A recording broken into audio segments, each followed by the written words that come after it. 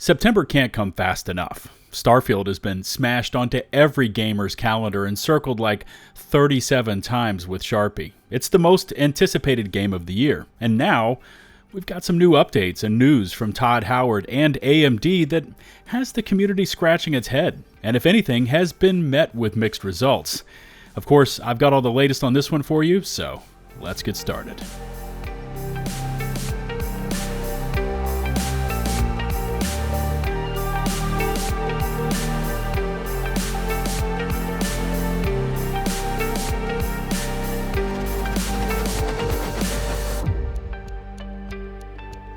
Welcome to the channel, it's LtBuzzLitebeer, and yeah, this is my very first Starfield upload. Now, I've been following this game for years. I'm a huge fan of the previous work that has come out of BSG, and honestly, if you could hook up my old PS3 and I could show you my time spent in Skyrim, well, honestly, that would be a bit embarrassing. Yeah!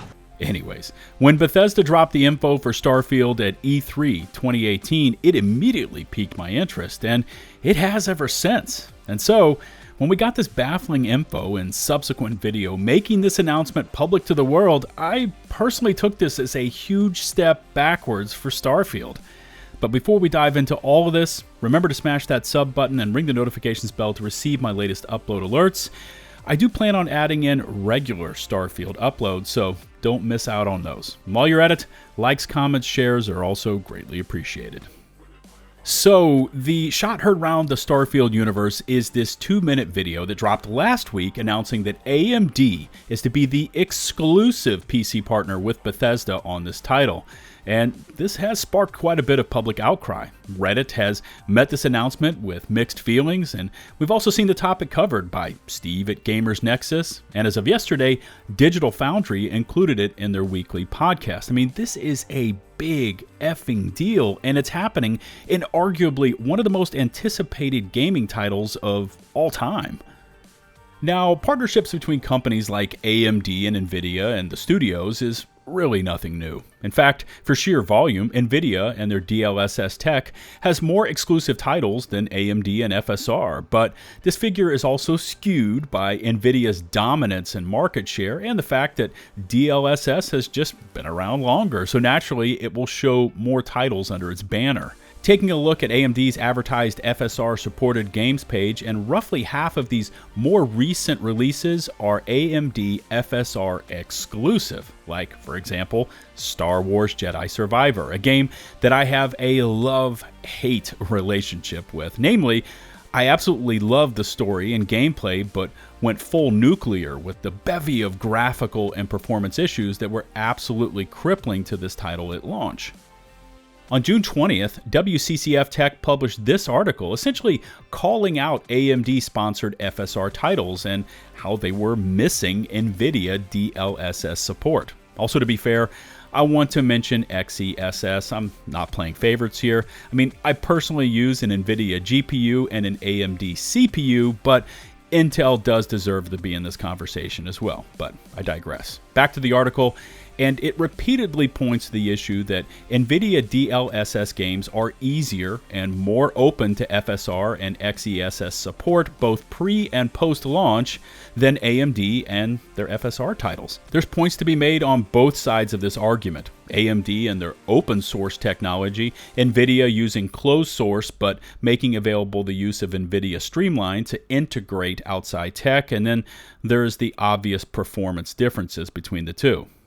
And this brings me to an interesting point brought up on the latest Digital Foundry podcast and how they discussed AMD and FSR and how it tends to skimp on the latest next-gen ray tracing technology. Digital Foundry brings up the discussion about Forspoken and how it initially used AMD ambient occlusion, which looked downright awful, but has since switched back to the game engine's version of AO, and it has significantly improved.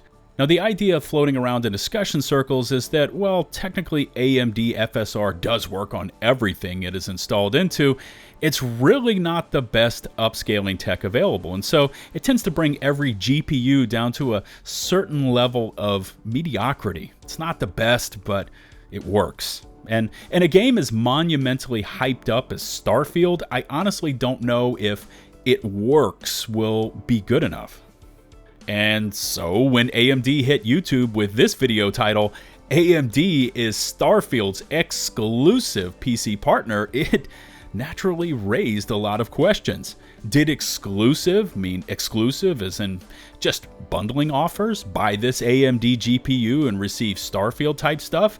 Was it just marketing, or were we seriously seeing and hearing an exclusivity announcement for AMD and Bethesda on Starfield, excluding DLSS and XeSS from being supported in-game either at launch or in the future?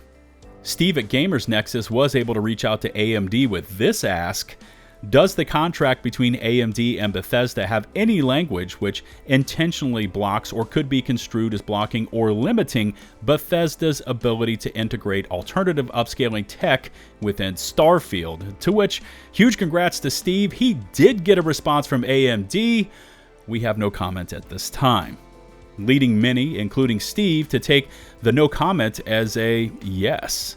Now, of course, AMD could see the potential PR disaster that is kind of looming over the horizon for them, hastily slap on some sort of upscaling tech integration outside of FSR and claim an easy victory, and I guess we're going to have to wait and see on that one.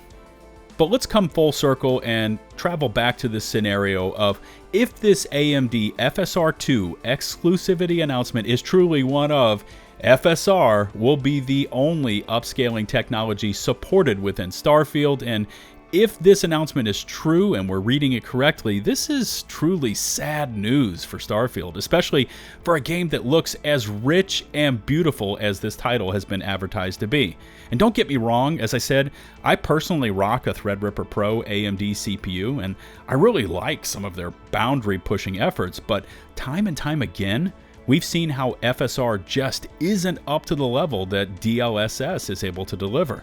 And I'm not saying that DLSS is absolutely perfect and without fault, but in sheer performance gains and the results that are evident to the naked eye, DLSS is the clear winner. So here's the thing, when you're standing still, taking in the vistas, admiring those beautiful skyboxes, FSR can deliver stunning results, and I have no doubt that it will truly deliver some absolutely breathtaking visuals in Starfield. But the moment you begin to move, the deficiencies with FSR immediately jump right off the monitor. It's like ripping a band-aid off of a fresh wound. The visuals just hurt. There are so many pixel artifacts surrounding moving objects, and it becomes more and more clear the larger the monitor and higher the fidelity. It's like a haze or extra grain surrounding the subject, and it bleeds into the entire visual landscape. Even far-off landscapes at extreme draw distances suffer until FSR can kind of differentiate what is going on and adjust the upscaling.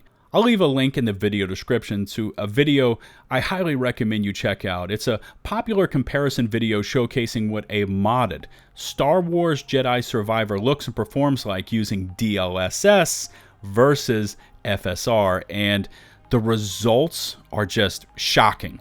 Now, we've already seen statements from Todd Howard that Starfield will be CPU bound and will be locked into 30 FPS on console. But with PC, this announcement of an exclusive contract between AMD and Starfield could really hold back the graphical potential of this title. I guess we're going to have to wait and see what happens. Will AMD adjust and add in access to other upscaling tech, or will they hold firm on this exclusivity announcement? As always, I welcome your feedback. Make sure to sound off in the comments section below. How are you viewing this AMD exclusivity announcement? And are you excited for the release of Starfield? Make sure to smash that sub button and ring the notifications bell to receive my latest upload alerts. Also, likes, comments, and shares are greatly appreciated. You can find and follow me on Twitch, Twitter, and over in my open community Discord server, links to all of which can be found in the video description and pinned comments below. Shout out to the now over 124,000 of you that have stuck with me and hit subscribe, and as always, a huge thank you to my patrons over on Patreon. Until the next one, this is LtBuzzLitebeer, signing off.